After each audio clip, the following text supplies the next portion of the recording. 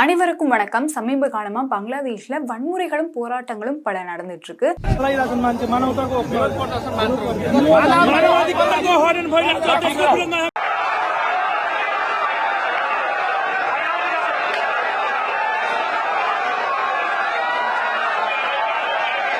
அதன்படி இப்போ திபு சந்திர தாஸ் அப்படிங்கிற இந்து மதத்தை சேர்ந்த ஒரு நபர் சிலரால, குறிப்பா சொல்லணும்னா முஸ்லிம்களால அடிச்சே கொல்லப்பட்டிருக்காரு. அதுக்கான காரணமா அவங்க என்ன சொல்றாங்க அப்படின்னா, அவங்க கம்பெனில உலக அரபு மொழி அப்படிங்கிற ஒரு நிகழ்ச்சி நடைபெற்றிருக்கு. அந்த நிகழ்ச்சியின் போது அவங்க முஸ்லிம்களை பத்தியும் நபிகளை பத்தியும் இந்த தாஸ் அப்படிங்கிறவரு தவறாக சர்ச்சைக்குரிய கருத்துக்களை கூறியிருக்காரு. அதை கம்பெனி முழுக்க தெரிய வந்திருக்கு. அதன் மூலம் அதை தெரிஞ்சுக்கிட்ட முஸ்லிம்கள் எல்லாம் அவரை அடிச்சிருக்காங்க. அடிச்சு மட்டும் இல்ல, அவரை அடிச்சே கொண்டிருக்காங்க. கொன்னது மட்டும் இல்லாம இறந்த அவரோட உடலை பேருந்து நிலையத்திற்கு கொண்டு போய் அங்க உள்ள மரத்துல கட்டி வச்சு அவரோட உடலை துன்புறுத்திருக்காங்க. அது மட்டும் இல்லாம தீய வச்சு எரிச்சிருக்காங்க.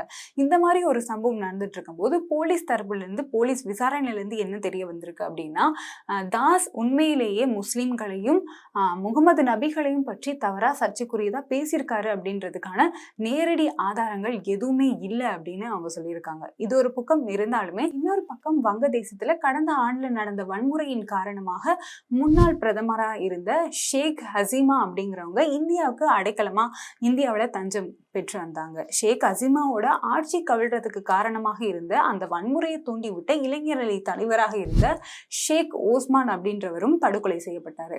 இதன் காரணமாக அங்கு கொஞ்சம் வன்முறைகளும் அதிகமாகி போச்சு. அவரை சார்ந்த சில குழுக்கள் முன்னாள் அமைச்சரோட வீட்டெல்லாம் போய் புகுந்து அவங்கள அடிச்சு அவங்க வீட்டை நாசம் பண்ணி, அது மட்டும் இல்லாம பத்திரிகை நிறுவனங்கள் பலதையும் அந்த மாதிரி அடிச்சு உடைச்சிருக்காங்க. இந்த நிலைமையில நம்ம இந்தியாவை நோக்கியும் வந்திருக்காங்க. காரணம், முன்னாள் பிரதமர் அவங்க இங்க இருக்காங்கல்ல, அதுக்காக அவங்கள நோக்கியும் அவங்கள எதிர்ப்பு தெரிவிக்கிற விதமா நம்ம இந்தியாவை நோக்கி கோஷமிட்டு ஒரு கும்பல் வந்திருக்கு. அதன்படி அந்த எல்லையில ராணுவ படையினர்கள் மூலம் பாதுகாப்பையும் பலப்படுத்திருக்காங்க இந்தியா. இப்படி இருக்கும்போது இந்த நிலைமையில வங்கதேசத்தை சேர்ந்த தேசிய மக்கள் கட்சி மூத்த தலைவர் நம்ம இந்தியாவை சீன்ற விதமா ஒரு மாநாட்டுல சொல்லியிருக்காரு. என்ன அப்படின்னா, இந்தியாவை பிரிக்கிற நினைக்கிறவங்களுக்கு கண்டிப்பா எங்க நாட்டுல ஆதரவு இருக்கும், இந்தியாவோட எதிரிகள் எங்க நாட்டுல கண்டிப்பா தஞ்சம் புகுந்துக்கலாம் அப்படின்ற மாதிரி ஒரு விஷயமா அவர் சொல்லியிருந்தாரு.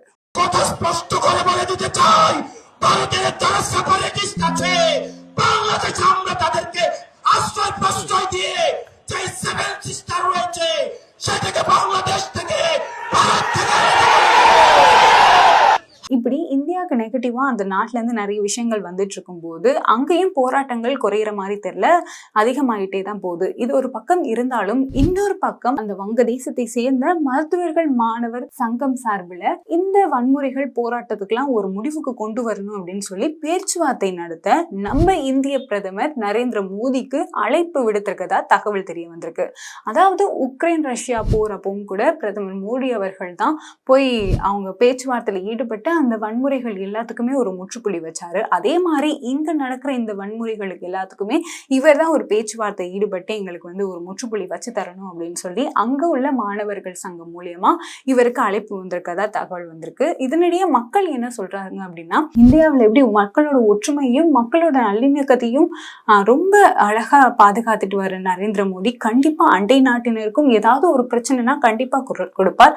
அந்த குரல் கொடுப்பின் பிரதிபலிப்பு தான் உக்ரைன் ரஷ்யாவோட போர் முடிவு. அதே மாதிரி இந்த நாட்டிலையும் இவர் பேச்சுவார்த்தையில் ஈடுபட்டு கண்டிப்பா அந்த நாட்டுல அமைதியான சூழலை உருவாக்குவார் அப்படின்னு சொல்லி மக்கள் தரப்பிடமே பேசப்பட்டு வந்துட்டு இருக்கு. சிறந்த தலைவர் அப்படின்னா எந்த நாடு எந்த மக்கள்னு பாரபட்சம் காட்டாம எல்லா விஷயத்தையுமே பண்றதுதான். அதன்படி பார்த்தா நரேந்திர மோடி அவர்கள் என்றுமே சிறந்த தலைவர் தான். இது போன்ற தகவலை தெரிந்து கொள்ள போஸ்ட்கார்ட் சேனலை சப்ஸ்கிரைப் செய்யவும். நன்றி.